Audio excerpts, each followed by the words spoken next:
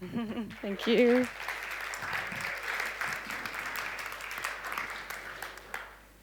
Oh, thank you, everyone. How beautiful to come on after that. It's soothing, like bathing myself in these sound waves.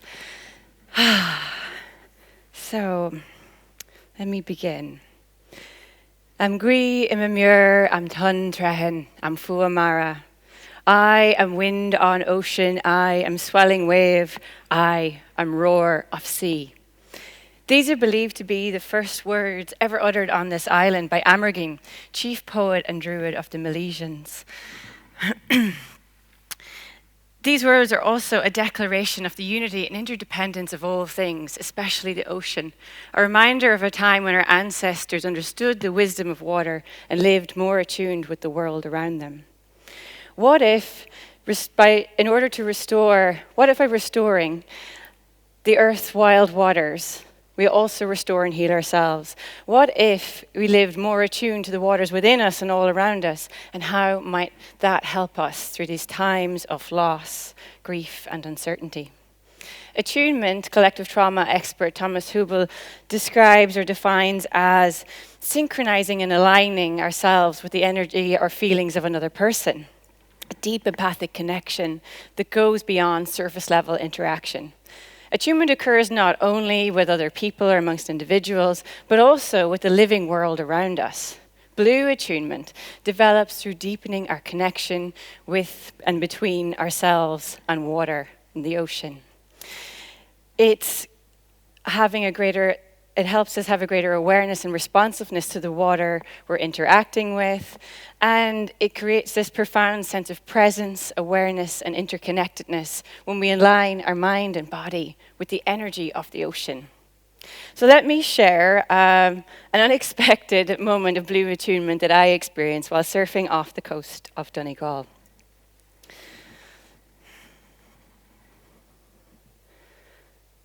So, my mind is somewhere above the chaos, allowing my body to soften as I move forwards and backwards like a frond of kelp. The wave energy rippling through me. The turbulence rips through my hair as I grip a slippery stalk of seaweed, allowing my body to soften and be moved like water. I am part of this wave of energy. Instead of feeling exhausted and beat up, I feel charged, the wave action pulsing through me. I tilt my head back and look at the underwater storm clouds as they dissipate, letting a milky white light penetrate the churned white water. I push off the reef and rise easily as my lungs gently expand and my ears gently pop. My face breaks the surface and the foamy water hisses around me as trapped air bubbles crackle and fizz on the surface. I breathe in this salty mist, and for a moment, all the world is sky and water. Since that wipeout and the many times that I've fallen off waves or been tossed off them since then, new science is finally and increasingly reinforcing and supporting the indigenous understanding and ancestral knowing of the importance and power of ecological interconnection. Sea spray aerosols that I inhaled when I surface contain within them the complex and they contain within them this complex and unique chemical composition that carries within them the signature of all life in the ocean. And these aerosols help reduce inflammation in the body cells, modulating our cellular system involved with cell growth and immune functioning. The ocean leaves its fingerprint on us, to paraphrase Hawaiian surfer scientist Dr. Cliff Gapono. The remarkable findings of a surfer biome project reveal and show how our microbiomes are altered the more we immerse ourselves and come into contact with these watery worlds and the ocean. For surfers and swimmers, I'm sure, but in this case, the study looked at surfers, our microbiomes are markedly different to those compared to those who are landlubbers. And this, to me, reveals the profound connection between humans and the ocean, how our bodies are altered by and respond to these marine environments, to all the environments we find ourselves immersed in. And just as water leaves its fingerprint on us, so too do we leave our imprint on water. The water cycle isn't some tidy, neat graph or process going on in the background to our messy human lives, our busy human lives. In actuality, the water cycle is something that is dynamic, entangled, messy, with all the water in our body cycling through us 17 times a year. I learned from Dina Navajo water protector Pat McCabe how water is flowing and being filtered through all life, all living beings, through the consciousness of all life across time. We are connected to the watersheds and the water bodies that we live with and move through. All of these waters become part of who we are. And water remembers. Author Elif Shafak, in her stunning book, There Are Rivers in the Sky, draws on this controversial yet fascinating concept of the memory of water. And I want to draw upon that now as well and use that to help creatively illustrate the power of water to connect. I'll weave together 3 stories of the lives of people who are connected by a single water molecule across time and place. So as Amerkeen stepped from his boat after riding a wave to this shore some 3,000 years ago and began his invocation known today as the Song of Amerkeen, a raindrop, small, spherical, and sacred, fell from the sky.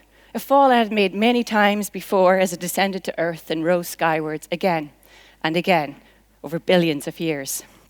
This time, a gust of wind caught it and carried it towards Amerkeen, who a moment later felt a drop of water on his lips. Both were changed forever. Remember this drop of water, for, to quote Elif Shafak, in its orb, it carries within it the mystery of infinity, a story uniquely its own, and a trace of this moment will remain embedded in its elemental form. Some 2,500 years later, in the early 17th century, on the shores of the Hawaiian Islands, a baby girl came into this world, riding a rush of water from her mother's womb like a wave. And in the amnion was a drop of water that long ago, far away, on a much colder island, was once a raindrop, carrying within it the impression and memory of all its previous lives, like a fingerprint. Born to Polynesian royalty, Princess Kaneamuna came into this world with the physical memory that we all share of what it means to be at home in water. And when we come into this world, we carry birth trauma from that separation from the sacred water. Kaneamuna knew that to become whole again, to heal ourselves, we must return to that watery world. And her love of surfing was so great that on her death, placed alongside her in her burial cave was her surfboard, the oldest known surfboard to be discovered. Centuries later, and 15 years after the devastating 2004 tsunami to hit Southeast Asia and claim the lives of over 250,000 people, in one of the hardest hit regions, the southern coast of Sri Lanka, where in some places 80% of the lives lost were women. There remains this legacy of intergenerational trauma and fear of the sea, especially for women and girls. So how can we transform the ocean as a place of loss and danger into one of healing? How can we transform our relationship from a fearful one to a loving one? Sea Sisters is a powerful example of how psychological transformation can occur even in places of trauma. So established in 2017 with the purpose of fostering a love for the ocean for those who are most excluded from it, women and girls. Through their swim and surf programs, they cultivate blue attunement, as well as equipping women with the necessary life skills to make a living in surf tourism, an almost exclusively male-dominated domain until now. Mona, one of Sea Sisters' early members, had avoided going to the beach for years, a place of tragedy, loss, and fear. But with the encouragement of her friends, she joined her first surf lesson. And as she rode her first wave, on her belly and felt the energy of that wave move beneath her, she began to laugh. And a drop of water from the breaking wave splashed into her mouth, with the aura of a Hawaiian princess impressed upon it. Later, when Mona described her experience and how there was some kind of energy coming into my heart. Eventually, the ocean and surfing for Mona became a way to overcome her fears, manage stress in her life, taking her 2 daughters with her into the sea, breaking a cycle of intergenerational trauma.